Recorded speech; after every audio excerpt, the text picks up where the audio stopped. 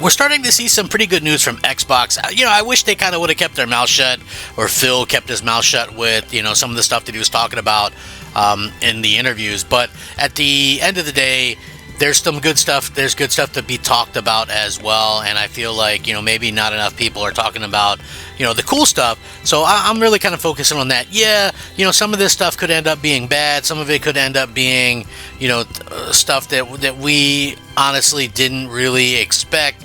But still, I think that there is a lot that Microsoft can do to really attract people, to attract gamers and get people excited about the future of gaming, and in particular the future of Xbox.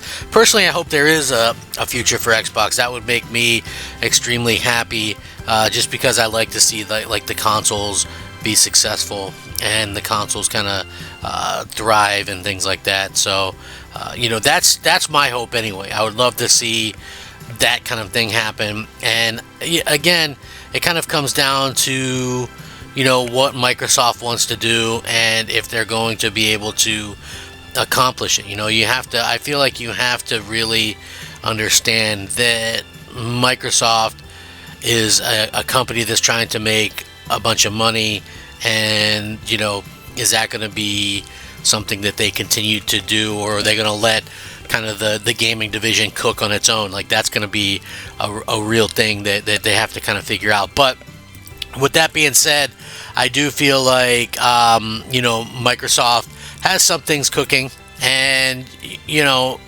games kind of solve all. I find it a little bit ironic, I'll just say this, right, that Microsoft is saying there's no red line on what games can go to PlayStation, but they pay for exclusivity and are making stuff like Indiana Jones at least timed exclusives, stuff like Stalker 2 at least a timed exclusive. So it's ironic to me that they'll kind of downplay exclusives while making games exclusives. Like, they don't own the Indiana Jones IP, obviously, but it's going to be somewhat timed exclusive. And same thing with Stalker 2. Like, they made a deal to make that exclusive for somewhat of a time. So when you look at that, you do kind of question, some of the validity of what they say, where there's no line and things like that. I don't know. But Phil Spencer did open up about this. And listen, I know people will kind of comment on, well, what did Microsoft have to do to change things? What did they have to do to change gaming? What did they have to do to make people, excited about the future of Xbox and things like that?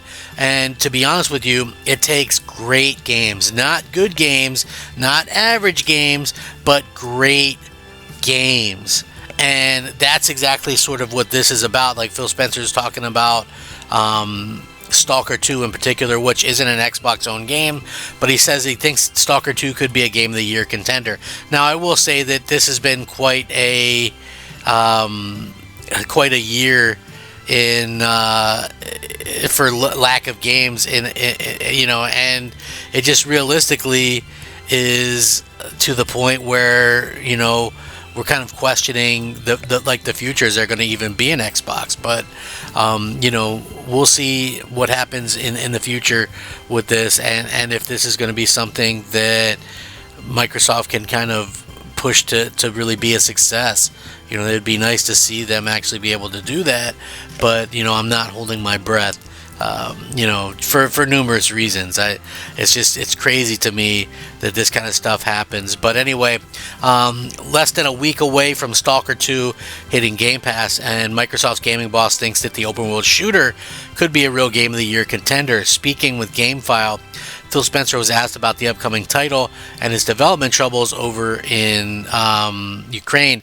Phil said it's just remarkable that Stalker 2 is actually going to ship, and the Xbox boss thinks it's going to be on some people's lists as their favorite game of the year. And I quote, "The fact that the game is shipping at all is remarkable, and the quality has really come a long way, and I'm proud that we got to partner to get that game done. I think it's going to be in some people's list for their favorite game of the year." So obviously you got to remember that Phil himself played the game back at Gamescom earlier this year, so he should know what he's talking about when it comes to Stalker 2. It stands to reason that the game has likely improved a lot since that showing. Phil certainly seems to think so. Anyway, hope that he's right. I actually hope that it's a real good game.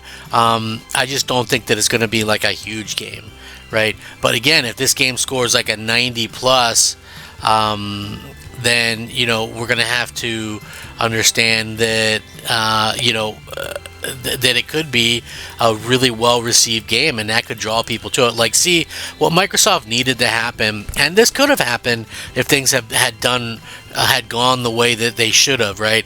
So Starfield needed to be a 90 plus game and like the game of the century, right? You get a 90 plus rated game there. Redfall, that needed to be, it didn't need to be a 90 plus rated game, but it needed to not be a super low rated game. That game needed to be like an 80 something. And that would have led into Starfield. You needed Forza Motorsport to be a 90 something. Instead, Forza took a step back. Redfall was terrible. Starfield was good, but it wasn't everything that it was cracked up to be. And then leading into the next year, you needed Hellblade 2 to be a 90 plus rated game. You needed Avowed to have released this year and been a 90 plus rated game. You need a string of really great rated games to be able to kind of push people. Like, that is going to wake people up. Not having all these games and things like that, that's not going to do the trick. You have to be able to have great game, great hit after hit after hit to push people and get people excited about the platform and what everybody's going to be doing and what people want to be playing and things like that. To me anyway, that just makes the most amount of sense. And for Microsoft, I'm not exactly sure what happened with it, but you get a few hits out there. Maybe Indiana Jones is a huge hit, right? Maybe Stalker 2 is a huge hit. Those might not be full exclusives, but much like Black Myth Wukong has really kind of that made Sony so much money that